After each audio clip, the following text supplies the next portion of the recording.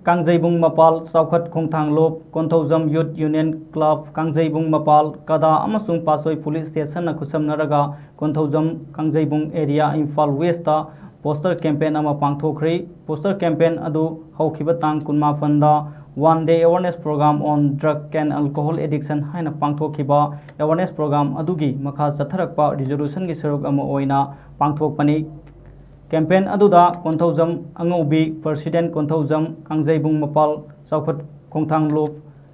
Kangyen Paibam Budachandra President Konthojam Youth Union Club Kangjaibung Mapal amasung Indira Laima Konthojam Secretary Women Affairs Kada Head Office so saru yaki poster campaign adu Konthojam Kangjaibung Mapal Saukhat Khongthang Lopna koliba laikai ahum Konthojam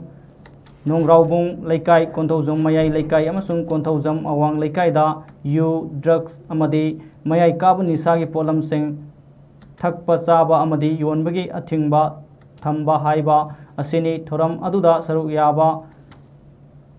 yakhibi Konthojam Angaubi na haikibada yu amadi mayai kaba nisa ase nongma kangdana